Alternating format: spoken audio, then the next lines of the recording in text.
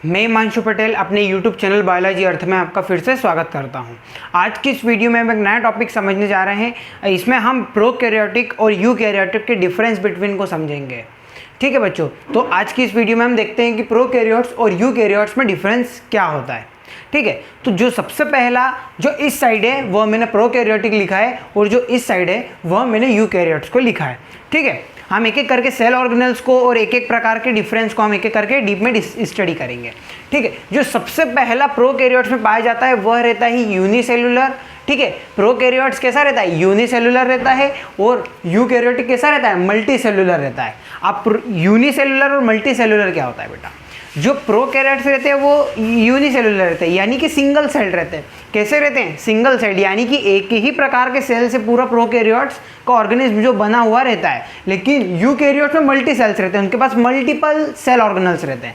बेटा देखिए, अगर इसको इस तरीके से समझें कि जो एक सेल है या किसी बॉडी में कई प्रकार के सेल्स हैं, तो यहाँ पर जो एक सेल है ना वही सभी काम करेगा, यही रिप्रोडक्शन भी करेगा, यही एनर्जी का फॉर्मेशन भी करेगा। ये यहाँ पर एक ही सेल होने की वजह से एक ही सेल सारे काम करता है। लेकिन यहाँ पर यूकैरियोट्स में कैसा है, ये मल्टी सेलुलर है। मल्टी सेलुलर मतलब यहाँ पर हर काम के लिए एक एक सेल अलॉट किया गया है। ठीक है, तो प्रोकैरियोट्स कैसा है, यूनिसेलुलर है, और यूकैरियोटिक कैसा है, मल्टी सेलुलर है। अगर इसके हम साइज की बात करें तो प्रोकैरियोट्स का साइज होता है 0 to 3 माइक्रोमीटर।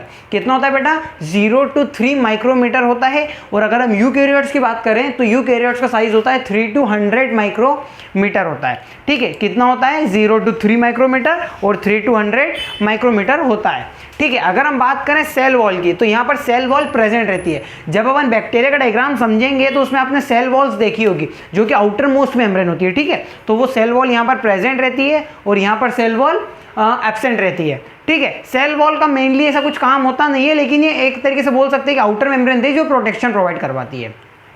ठीक है, तो ये क्या हो गया, cell wall is present and cell wall is absent. अच्छा, यहाँ पर जो प्रोकैरियोटिक सेल है वो डिवाइड कैसे करते हैं, बाइनरी फिजन से डिवाइड करते हैं।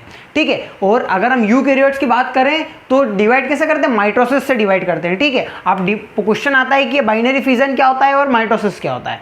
देखिए बेटा, बाइनरी फिजन की अगर हम बात करें तो बाइनरी फिजन में एक सेल से दो सेल्स कन्वर्ट हो जाते थे।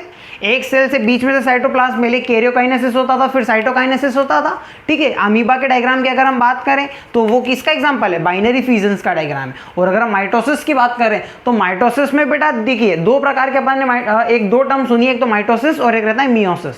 माइटोसिस में 2n बनता है। ठीक है, जिसमें क्रोमोसोम नंबर और न्यूक्लियस दोनों इक्वल अमाउंट में डिवाइड होते हैं। लेकिन एक रहता है मियोसिस। ठीक है, उसमें मियोसिस में 2n का फॉर्मेशन हो जाता है।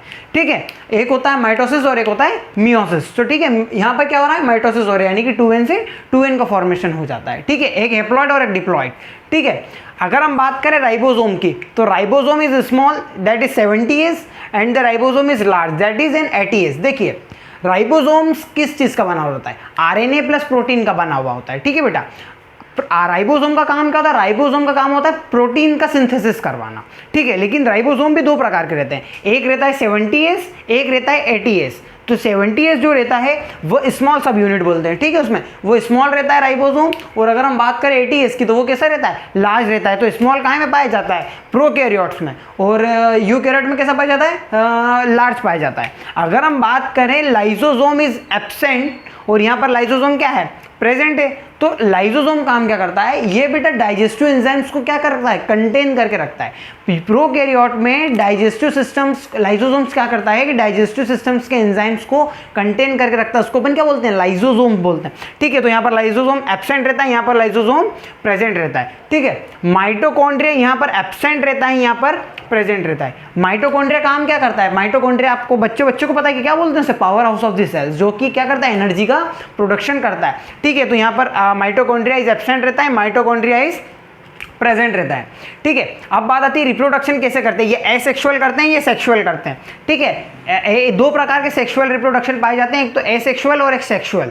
ठीक है, एसेक्सुअल मतलब जहां पर सेल्फ पॉलिनेशन हो जाए। सेल्फ पॉलिनेशन मतलब वहां पर मेल और फीमेल दोनों एक ही हो, एक ही प्रकार के रहते हैं। और यहाँ पर कैसे रहते हैं, दोनों अलग अलग रहते हैं, एक मेल अलग रहता है, एक फीमेल होता है। ठीक है, अगर हम बात करें न्यूक्लियस की, तो न्यूक्लियस यहाँ पर कैसे रहता है, एब्सेंट रहता है। और अगर यूकैरियोट्स में बात करें तो न्यूक्लियस इज प्रेजेंस रहता है। तो न्यूक्लियस क्या करता है, क्रोमोसोम्स को कंटेन करके रखता है। जब आप डायग्राम की बात करते होंगे तो जब आपने न्यूक्लियस का डायग्राम अगर देखा होगा तो न्यूक्लियस का डायग्राम हम कैसे बनाते हैं, न्यूक्लियस का डायग्राम कुछ इस तरीके से गोल बनाते हैं, उसके बीच में कुछ इस प्रकार के क्रोमोसोम्स का फॉर्मेशन कर देते हैं, ठीक है। तो कैसा रहता है, न्यूक्लियस क्या कंटेन करता है, क्रोमोसोम्स कंटेन करता है। अगर हम बात करें क्लोरोप्लास्ट इज एब्सेंट और क्लोरोप्लास्ट इज प्रेजेंट, तो क्लोरोप्लास्ट क्या करता है, फोटोसिंथेसिस का फॉर्मेशन करता है, किसमें, प्लांट्स में। तो यहाँ पर किसी प्रकार का फोटोसिंथेसिस की प्रोसेस ही नहीं होती, तो यहाँ पर क्या होगा, क्लोरोप्लास्ट एब्सेंट रहेगा और यहाँ पर क्लोरोप्लास्ट प्रेजेंट रहेगा।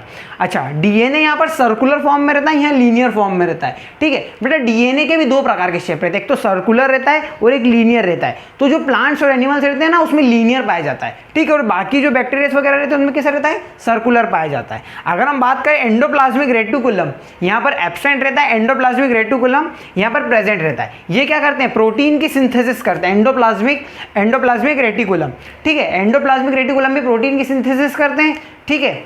अगर हम बात करें इसके एग्जाम्पल की तो प्रोकैरियोट्स का सबसे बेस्ट एग्जाम्पल है जो कि है बैक्टीरिया, और अगर यूकैरियोट्स की बात करें तो उसका सबसे बेस्ट एग्जाम्पल है प्लांट्स एंड दी एनिमल्स, ठीक है। अगर हम बात करें वैक्यूल इज प्रेजेंट्स, वैक्यूल किसको बोलते हैं, एम्प्टी स्पेस। जो भी ऑर्गेनिज्म में एम्प्टी स्पेस पाया जाता है हम उसको क्या बोलते हैं, वैक्यूल। तो वैक्यूल इज प्रेजेंट जो कि एम्प्टी स्पेस है, और यहाँ पर वैक्यूल इज एब्सेंट। देखिए बेटा, यहाँ से हमारे पास एक कंक्लूजन आ रहा है कि जो ज़्यादातर ऑर्गेनल्स रहते हैं वो यूकैरियोट में प्रेजेंट रहते हैं, लेकिन प्रोकैरियोट में क्या रहते हैं, एब्सेंट रहते हैं। देखिए एब्सेंट्स यहाँ पर कितने सारे हो जाते हैं, अगर हम बात करें lysosome, mitochondria, nucleus, chloroplast, endoplasmic reticulum, ये देखिए जो ज़्यादातर ऑर्गेनल्स है ना वो प्रोकैरियोट्स में अब एब्सेंट रहते हैं। लेकिन अगर हम बात करें यूकैरियोट्स में, तो यूकैरियोट्स में देखिए अगर हम बात करें कि राइबोसोम्स भी देख लीजिए, न्यूक्लियस देख लीजिए, माइटोकॉन्ड्रिया देख लीजिए, न्यूक्लियस, क्लोरोप्लास्ट, ज़्यादातर जो भी ऑर्गेनल्स है वो किसमें एब्सेंट प्रेजेंट रहते हैं, यूकैरियोट्स में। और प्रोकैरियोट्स में क्या रहते हैं,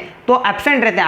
अगर आपसे पूछे कि प्रोकैरियोट ऑर्गेनिज्म क्या होते हैं तो उसकी मैंने एक डेफिनेशन नीचे लिखी है, उसको हम क्या बोल सकते हैं, the prokaryotic are the organism who cells lack a nucleus and the other organism.